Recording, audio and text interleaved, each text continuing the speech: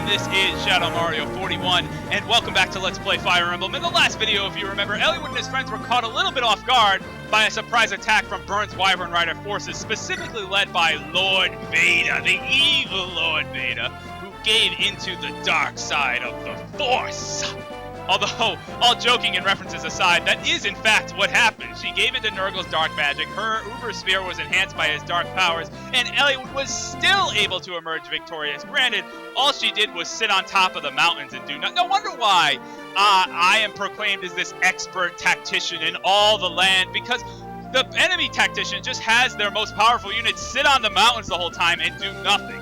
Granted, if Vaida was actually moving around the map, I don't know if Eliwood and his friends would have stood much of a chance, but regardless, Eliwood emerged victorious, and that's what counts as we start Chapter 25, Pale Flower of Darkness. But not only that, Eliwood learned the location of the Fire Emblem, which, as you remember, is needed for Bern's coming-of-age ceremony, and if we can get that to Bern and have the ceremony take place successfully, then that means that we can probably learn the location of the Shrine of Seals, which is ultimately what we're after. But here we can kill two birds with one stone, so to speak. The Black Fang's fortress, well, we know Nurgle is tied to the Black Fang, and we know that raiding their fortress sounds like a good idea to get some information and also weaken their forces. I'm pretty confident that we can do it at this point.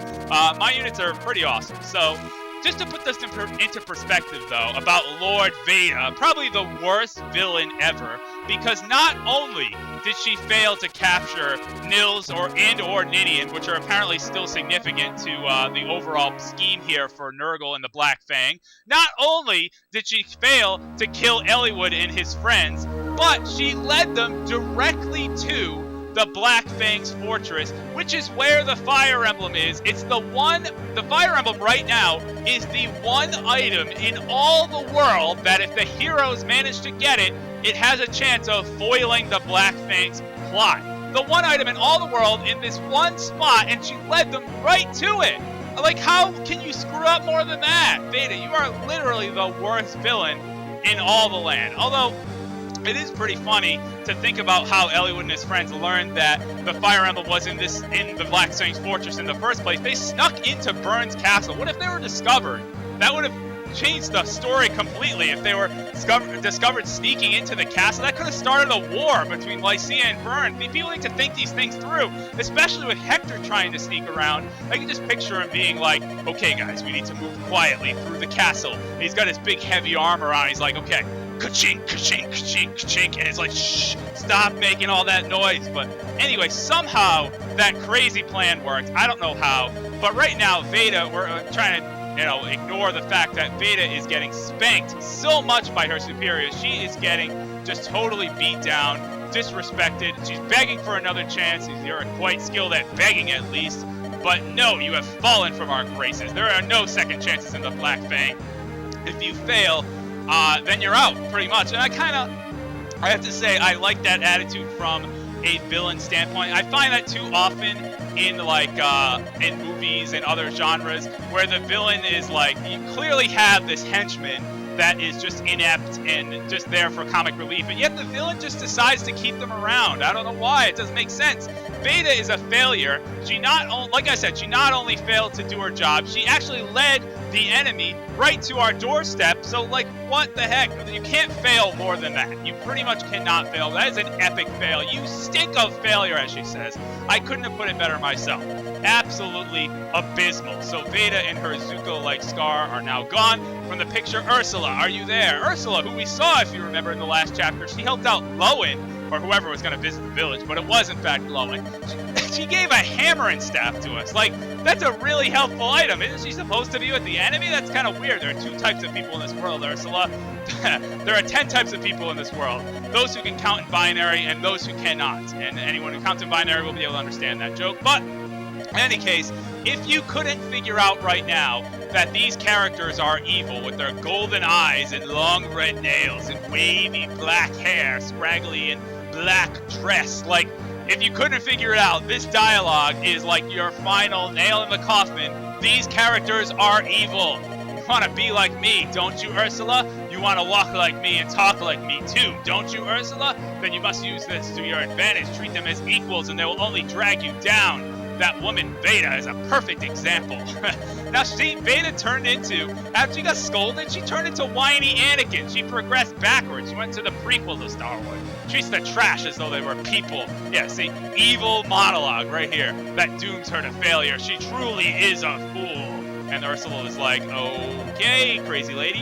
You, however, you I like. You must take care. It would be a shame to see you fail as Vaida did. It's like, I understand. Thank you, your most gracious lady, Sonya. Alright, well, whatever. But they're clearly crazy and evil. That Wyvern Rider, he says, that was the same woman we fought earlier, and we followed her right to the Black Fang secret fortress. How fortuitous! That proves they took the mountain path. Now that they've come this far, they've let their guard down. Actually, that's probably true, because they wouldn't expect the whole party to follow, and for no one to notice. You'd think they'd keep, like, a scout or two a little bit behind them to be like, oh, let's make sure no one is following us to our secret lair. But no, Vaida's just a total failure. So you can see their tracks in the snow as plain as day, and you track them without fail. Amazing. Anything to say, Hector? I mean, I guess you did a good job. For once. For once, you did a good job. At least you admit it. The fortress must be their headquarters. Let's sneak in and see what we can find. Right. Follow my lead. Ka-chink, ka-chink, ka-chink, ka-chink. Heavy armor. I don't know how he sneaks around like that. Why do those two seem to be having so much fun? The world is in turmoil here. What the heck? Now, what have we here? What a complicated place. What a complicated map. I wonder why it looks so much like this, and not like just one easy-to-navigate building. It's a little more than whispers, but I can hear human voices. Over there, let's go take a look. Marcus! Marcus, he's still relevant? Oh my gosh. Wait here with Ninian and everyone else. Be ready to escape at any time. I'm counting on you. Yes, sir. I will not fail, he says. So, as I mentioned before, as we get a little dialogue here, there are two versions of this chapter, chapter 25. You can get a magical version, quote-unquote, and a more physical-oriented version. I will be actually playing the magical version because the levels of my units, which units are they? Urk, Priscilla, Lucius, and Serra, when you added up all their levels, they actually surpassed the levels of my more physical units, specifically Guy, Dorcas, Bartre, and Raven. Those are the units that the game checks to determine which version of Chapter 25 you receive. And actually, I have to say that, oh man, Nino's getting a job for the King of Bern? This is crazy. She's only a young little girl. How can that be true? But I have to say that I've never actually played the magical variant of this chapter before. This is a new experience for me. I actually spent quite a bit of time preparing a strategy for this, so hopefully it'll work out. But anyway, Nino's getting a job for the king. Such an important job for me. I don't really understand it either. What the heck's the reasoning behind that? Sonya, I'm against this, says Brendan Reed. That's Brendan Reed, all scarred up and gruff and whatever. Giving such a dangerous job to this child. How could you do such a thing? Father? You're right. This really is a job for your sons. However, we've seen nothing of them since their last report. Well, I mean, one of them's dead, and the other one wants to kill us. So I don't really know about that. Lloyd, Linus, it's like, Eliwood killed them. So my daughter will do this, and I will have no complaints from you about it. Fine, whatever. It's just like, whatever. I need another drink. I haven't had enough drinks for this. Father, you may do as you please, but first, business. Jafar comes. Jafar is going to be involved in this as well. Oh my God, look how cool! This is why Jafar is one of my favorite characters in this game. He's so cool! He just teleports in like that. Who else can do that? It's like the Mega Man teleport. That's so cool. And I wish he could do that, like, later on, but in any case, look, that man, he was at the Dragon's Gate. Nurgle's henchman, no question about it, he says. I don't know how they can see from them. They're behind a wall. But anyway, whatever. You hear a little bit of conversation. Jafar, should you be up? Aren't you sick or ill or injured or something? Don't your wounds hurt? He's like, whatever. Must you be so discourteous? It really is quite irritating. You heard the king's request, did you not? Prince Zephiel. He wants him assassinated. Oh my God, the king actually is going through with it. He wants to assassinate his own son, realizing that he wants total failsafe. Yeah, the Fire Emblem's gone missing eventually and might come around again. He wants to just eliminate him completely from the picture. What, the prince? The king wants to kill the prince? Oh my gosh, rebellion within Bern. This is so exciting. Why? He's his son, isn't he? Nino, be quiet. It's not your place to question this. I'm sorry. Jafar, this mission is yours, and you're to take Nino. Okay? He's like, you're not serious. Like, I could do this by myself, and I'm really gonna take Nino with me? Yes, I'm serious. This girl is my daughter. She must prove herself as soon as possible. Don't do this. This is too much for her. I'm the angel of death. Why are you not trusting me? But in any case, as long as you're with her, there should be no problem. No disagreements. We must have the king in our debt. So, yeah, I mean, this is like I see the Black Fang's angle here of, yeah, it's a pretty crappy move by King Desmond to try to assassinate your own son. Who does that? I don't know. But in any case, by doing it successfully, the king will then be in the Black Fang's debt, and that is how the Black Fang can then manipulate, you know, all the strings and pull all the strings that they need to pull in Bern to accomplish their goals. Like I said before, they were unable to do so in Lycia, so they're now trying to do that in Bern, and apparently it's much easier because there's just one corrupt king as opposed to a bunch of different little territories with their own Marcus. So, in any case, Nino understands the consequence of failure, that's death. The Fang's judgment, by the way. I'll provide more details on the way there. And these characters leave, walking right into our hero. No, luckily they don't. They stop. That could have gone horribly wrong. Kenneth, she says to this weird-looking, big-nosed man. Yes, Lady Sonia. Where's Brendan? He just left the room. He went outside with Jan, whoever that is.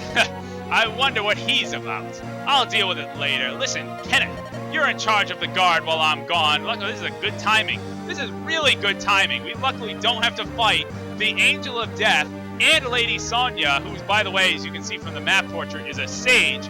We actually just have to fight Kenneth, a bishop, which is still going to be kind of tough, but we'll see. Do not let anything happen to the item. What could possibly go wrong? It's not like Vaida led everyone right to our doorstep. Understood, he says. I will guard it with my life. So, like I said, there's actually two versions of this chapter that you can get. Kenneth is the boss of the more magical version, and an assassin named Germ is the boss of the more physical version. Both bosses really aren't that tough and really aren't the crux of the chapter. What's really more important about the chapter is the fact that in this version that I'm going to be playing, there are many, many, many more magical units present, and Lucius and Canas, by consequence, will be like the two MVPs of this chapter by far. But anyway, on the orders of the king, it would seem. Unbelievable! The emblem is essential to the prince's ceremony, right? Having the emblem becomes useless if the prince is dead! Well, that's certainly true. We must stop the assassination. The girl, Nino, if we speak to her, she might understand. She seemed hesitant about the whole idea. Jafar looks like a dangerous man, but we have no other course of action.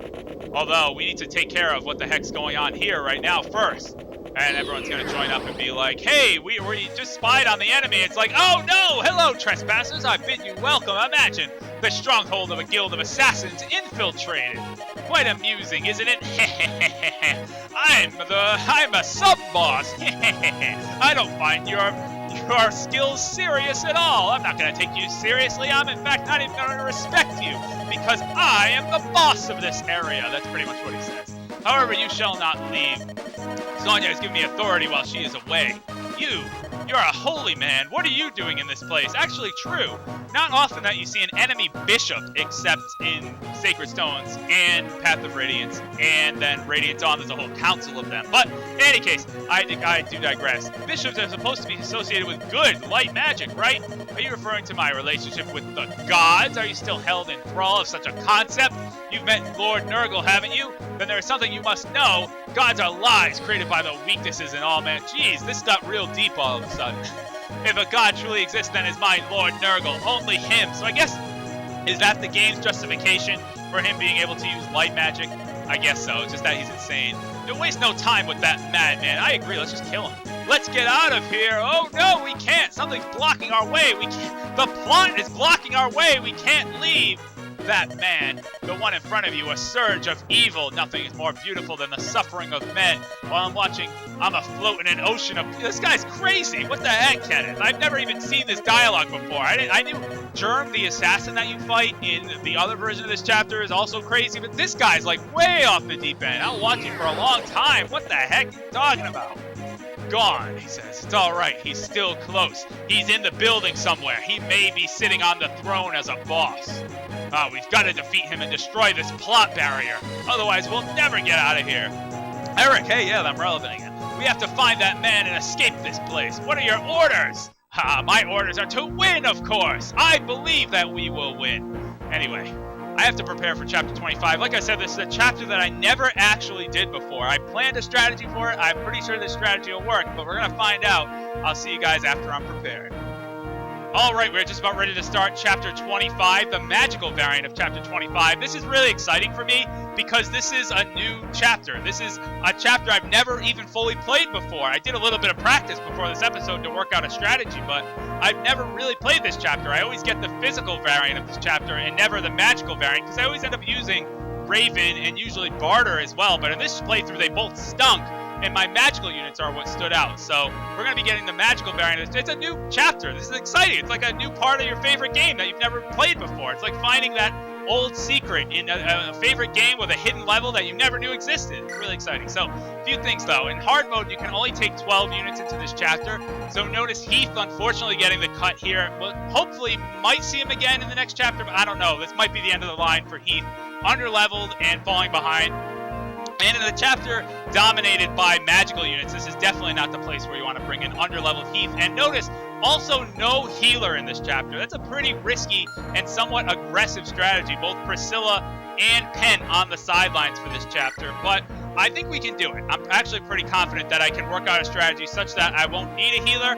But at the same time, it's going to make it a little tougher because always a good strategy is to use barrier and booster resistance and then go in with whoever you want and just wipe everyone out, but I should be able to do it without that.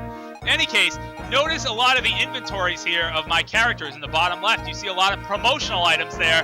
Guiding Rings, Orion's Bolt, Hero Crest, Knight's Crest, Ocean Seal, which is why, in particular, it's very important to dig up that Ocean Seal because otherwise you have to buy one to promote Dart much later in the game, and Ocean Seals will drain all of your gold, which you don't want to do. Another thing I also want to do is I want to sell the white gem that Louise had. That's pretty much the only purpose she has for me right now. But in any case, you can see that you can sell items at any time before combat. You can't buy items though, so for now only selling items is allowed. You have to hit those armories and those shops to be able to buy items, which is why it's so important to be able to do so. I'm a little bummed out that I didn't get to in the last chapter, but they had a lot of the Reaver weapons and I believe killer weapons, but I have a bunch of those already, so I didn't really need it. But in any case, yeah, everyone getting pretty close to that level 20.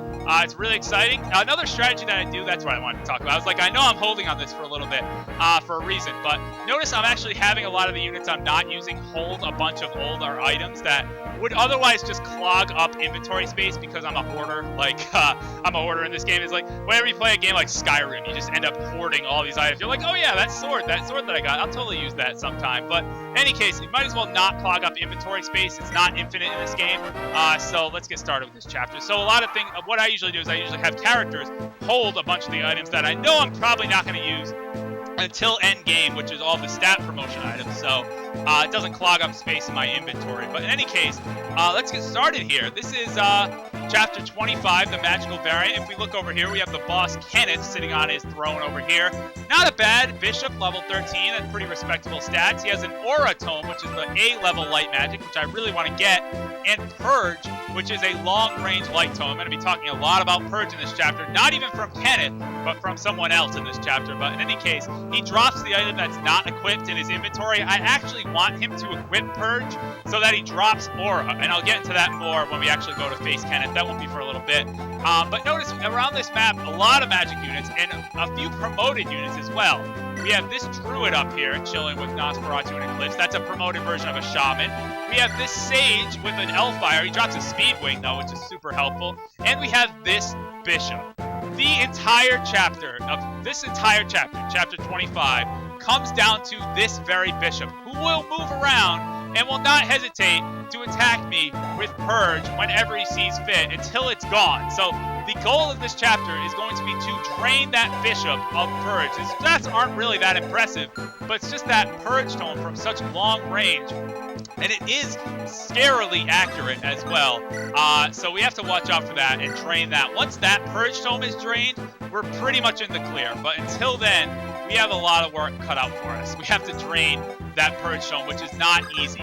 But in any case, Canas is pretty much going to handle all this mess by himself. I mean, he's the dark magic user. It has the advantage over anima magic. Florina's going to go over here just to provide a little bit of support, but I don't think for the most part she'll really be... She might kill one enemy or so, but she's not going to really be needed over there. She's going to be needed more in the bottom area here. And if you notice, what's up with all of my movement ranges? Why are they cut so much? Well, it's that mechanic from Chapter 10, Lynn's story, rearing its ugly head once more. We have to deal with snow in this chapter, which is equivalent to rain in that chapter. If you remember, it was raining during the battle against, what was his name? Lord Lundgren down there, being all evil. Remember when that was a thing? That seems like so long ago. But in any case, yeah, the movement gets completely cut in the snow, although the snow only affects movement of the units that are outside. As soon as you move inside, which makes sense, you are no longer affected by whether it's snowing or whether it's not snowing or what have you. But in any case, the snow will taper off in a few turns. So we won't have to worry about it for a little bit, but for now, it's going to be a big hindrance. And this is why, like I said, this chapter is going to get off to a slow start, because we're hardly going to be able to move outside of the starting gate in this chapter, as Canas puts on an exhibition here and just totally destroys all of these mages. He won't be able to double attack some of them, but he will be able to double attack most of them and take them out. It's that one speed point that can sometimes make the difference. That's why speed is such an important stat in this game. That ability to double attack is so useful. And also speed helps you dodge things as well. So very, very helpful. But another thing I want to talk about is the main mechanic of this chapter. And that being that you can actually get another unit on your side in this chapter. Not Kenneth, the crazy bishop. Thank God. I don't want anything to do with him. But another unit will show up in this chapter and join forces with you. Which unit that is actually dependent on your actions in this chapter. Notice, like I pointed out, there were promoted units in this chapter. If by turn number 9, if you kill 2 or more promoted units in this chapter, by that point, one specific unit will show up. If you kill 1 or fewer promoted units by that point, a different unit will show up. So the strategy that I worked out could actually go either way. Good dodge by Wrath on the Purge there, by the way. That uses up one use of it, even if it misses. It's not like weapons. Magic and bows are used up. Actually, I'm not sure if bows are, but magic is used up even if it misses. So keep that in mind. But in any case, let's have I guess Florina come in over here and attack with the javelin against this guy. Boom! Right in the face. Yeah, Florina provides some good support over there. So I'm going to be going for the unit that you get with getting... Oh, look at this level up. Look at that level up. Strength, skill, resistance. Perfect. Her HP is pretty lackluster, but otherwise doing very well. I'm going to try to kill 1 or fewer promoted units. Specifically, if you can tell, it's the Sage up here that's going to be dying. But the strategy I worked out could actually go either way, but I like the unit that you get a little bit more, and I posted a poll on Facebook and Twitter. I do apologize, it was a little bit delayed. It's kind of a last-minute idea, but I wanted to do that so that maybe you guys could have some input, and a lot of you agreed that the unit that you get by killing 1 or fewer promoted units, I'm not going to spoil it, is actually a lot better, and I think so too. Anyway, let's see. A good level up for Florina. Can it be followed by a good level up for Canas? It can! HP magic speed resistance. Perfect. That is such a great mage level up. And did you notice I equipped him with the Nosferatu tome? It seemed a little bit unnecessary for him at that point to take care of that mage, but it's really all about this sage because I learned the hard way when I was practicing. If this sage comes down and attacks, and then this bishop can reach him right on that space with the purge, Canas is pretty much dead. So if he can heal, though, from the sage's attack, then Purge won't target him because it doesn't really have a chance to kill it. That's kind of how it works. Anyway, Lynn is going to also be some pretty good Purge bait by just standing over on that space over there. Lucius is going to move up like that. I'm going to have Guy move up right here. Lowen is just going to stay right here. You're going to see actually early in this chapter, a lot of my strategy is just going to pretty much be stay down here and wait for all these units to suicide. You're going to see all these Wyvern Riders are just going to fly down to their deaths at the hands of Hector and Dart, who are just sitting there ready, to just destroy everything. Osmond, actually, I'm changing my mind on what I want Osmond to do. I know that reinforcements come in from over here, so I actually want Osmond to be ready for those. And that'll be his job in this chapter, to take care of those, and probably Wrath as well. I don't have anything else to do, so let's move forward to the enemy phase. You're going to see, like I said, slow start to this chapter, largely due to the snow. And notice Lego heading in that direction to take care of the door. Then he's going to double back and go after those chests. So that's pretty much his purpose in this chapter. If you can get an attack in or two to help out the cause, why not as well? So anyway, this guy's going to come in and attack Canas. Like I said, deadly strike, and that plus purge will be the end of Canas. But with Nosferatu able to heal up all that damage, good as new, right? So Nosferatu, and actually a lot of dark magic has those kind of special effects in this game. This is why Lynn is on the forest tile, by the way. Purge targeting her, that hit percentage goes way down though when she's on that forest tile. But anyway, dark magic like Luna, Nosferatu, Eclipse, all kind of weird and kind of fun effects. But that's kind of almost what makes dark magic so broken in this game. It's quite frankly overpowered because of all those crazy effects, and that those tomes have such high hit percentages. That's what was rectified in future games, that the hit percentages are much lower. So you don't have to worry about. Let me put Lowen right here, and let me put Guy right here with his Lance Reaver. This should actually be a pretty good formation. Keep it a nice tight formation in here. The Purge might actually go after Lego, but in any case, yeah, this is actually, it's a slow start to this chapter, I know. But that's what makes dark magic so broken in this game. The fact that not only do you have cool effects, but you have really high hit percentages to go with them. In future Fire Emblem games, they rectified that a lot. I mean, Sacred Stone still has the fun. I'm gonna have Canas wait actually. You still have the fun tomes of this game. You still have Luna, you still have Nosferatu, you still have Eclipse, but their hit percentages all got completely slashed. So no longer can you just, have a hit percentage of 95 with Luna and a crit of 25 or something nonsensical. It's just crazy, overpowered. But that's why I'm using Canas, because it's so awesome. Anyway, these Wyvern Riders are going to come up. Lowen's going to be able to tank hits for a little bit there. He's going to take some damage. These Wyvern Riders just marching to death. Slowly but surely, the Sage is going to move up and directly attack Canas. I don't know why. Doing more damage, but look at this. Another Nosferatu, and that's what it's going to take. You just heal up, and it's a good strategy. Otherwise, like I said, Canas will be targeted by Purge, and he will die. So, most likely, because he'll probably get hit. Anyway, Lowen might take a bit of a hit here. Oh, boy. 18?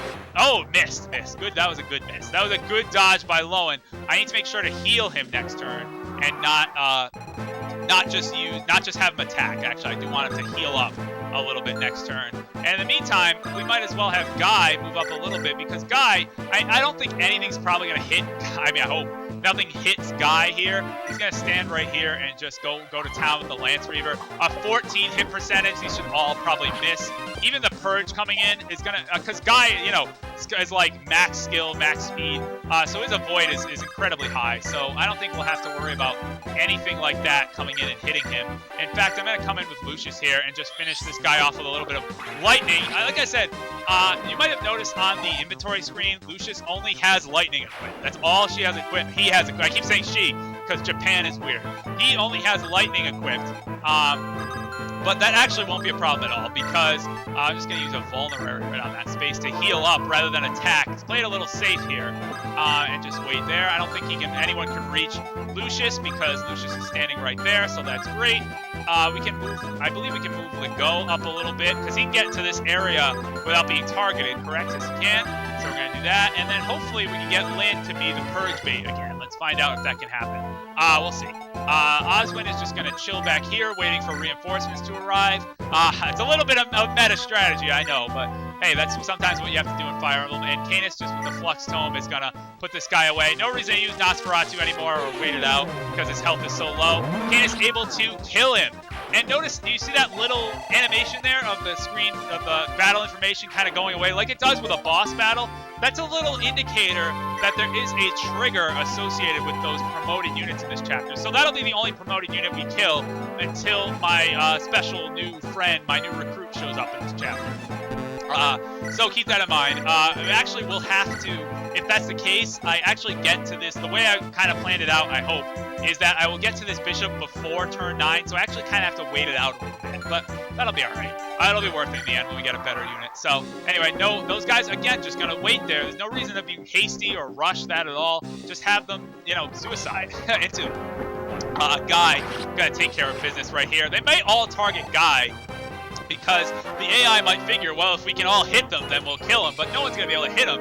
And, wow, that's a weird level. I was like, not a good level, HP luck, and then defense and resistance. Guy with a defensive level up, actually probably much needed defensive level up there. That was really good. Oh, Owen, you got to stop taking damage. You got to start dodging these 51s. I mean, I guess it's 50-50, so, I mean, it's fine. But if he keeps dodging the purge, then I'm happy. I'm happy with that. This guy's swooping in to attack Guy, gonna easily dodge an 11.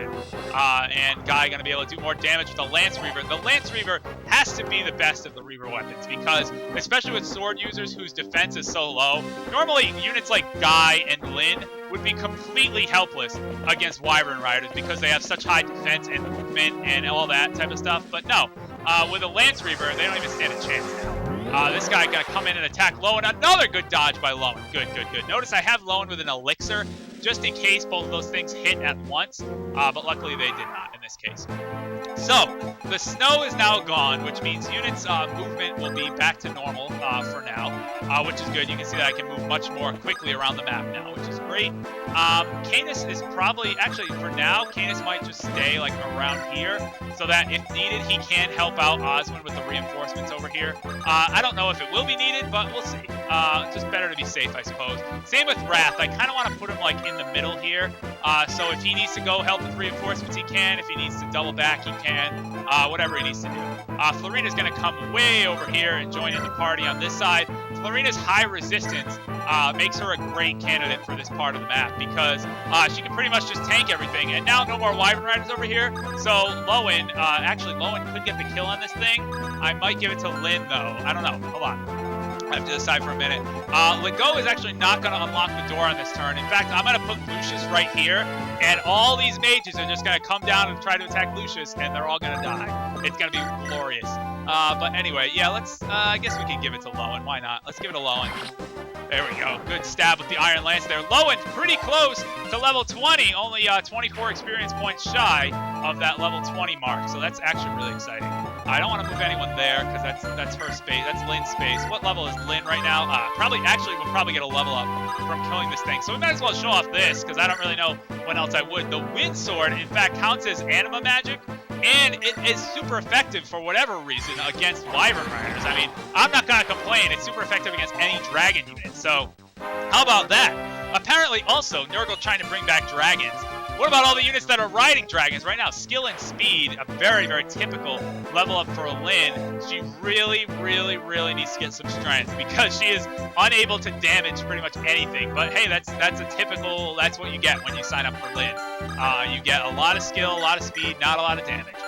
Anyway, Lucius is just gonna, again, kind of pull a Canis strategy here and just wait, because she will be able to probably obliterate every unit that comes down and tries to attack her. Notice Lyn's safe in that spot there, and Legault is going to move right over here, prepared to unlock the door after Lucius unleashes hell on whatever the hell tries to attack her. Anyway, everyone else is fine. No one else has anything to do, and you're going to see just exhibitions right now. It's exhibition time. Dart, Hector, and Lucius are just going to go on a tear in this enemy turn. Like, you just won't be. You can't stop it. You can't contain it. And Dart, again, level 19. He's creeping up on that level 20. He'll probably get a lot of experience with all these guys coming down trying to kill him. And notice, too, these Wyvern Riders all have steel lances. Oh, critical. A critical to show that he really means business. But these guys all have steel lances, so they're all, Hector should, remember we ran into the problem in the last chapter where Hector was 1 speed point shy of doubling everything. But now the steel lances, with them weighing him down, Hector should be able to double attack, just like Dart is showing here, and wipe them all out with no problem. So all these Wyvern Riders now at full movement again, so they can all reach Hector down here. And again, it's just going to be tanking, tanking, tanking. And a critical from Hector, too, showing that he's not one to be outdone by Dart. He can also double attack. I don't know if I messed up their names. Something tells me that I called him Guy again, but it's Dart and Guy. I don't know why I messed them up. They're not even similar names or similar units. They're just both awesome, I guess, so that's why maybe, but in any case, more experience for Dart, more experience for Hector. That's what this is all about. Look at this. They're just marching to their deaths. Why even bother? Like, seriously, why even bother? Look at this. They're all dead. Another hit for Hector, and double attack, and that's going to finish that guy off. So, anyway, the 2 units... Oh, level up for Hector. Let's get this first. Come on, level 18, Hector. Oh, look at that. Glorious. A luck point, too. I was actually kind of lacking in Hector's luck stat. So there you go, a little bit of luck. How about that? Another thing, the 2 units, I want to talk a little bit more about the 2 units that we will be potentially recruiting in this chapter as Lucius just goes on a tear over here. If she gets hit, it's only again for like 2 damage, 3 damage, not a big deal at all. And she's so fast. I keep saying she, Japan. Oh gosh. He is so fast that he can just double attack everything. So it's not really a big deal. How can you not be confused? I mean, look at that. Oh gosh, it's so ambiguous, but Japan again. In any case, yeah, if he gets hit, it'll be 2 damage, 3 damage, not really a big deal. So anyway, the 2 units that you can potentially get in this chapter, you can get Harkin, who is a hero and actually it's affiliated with Eliwood in a way that we might find out in a little bit. Level up for Lucius, not the best, but at least Lucius got a little bit of resistance, so he can handle his job a little bit better now, I suppose. It would normally do 3 damage, now does 2, but instead does 0 because Lucius dodges out of the way.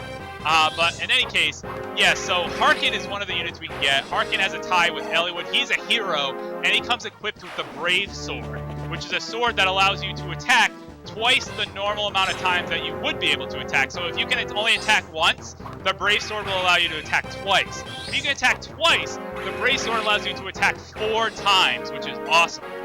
So he's one potential unit you can get. He's a hero class, which means he can use swords and axes. That's what Raven would have become if he actually, turned out to be okay. Or you can get Carol. I always pronounced him Carell, but I think it's actually Carol. He's a unit that actually shows up again in Fire Emblem 6.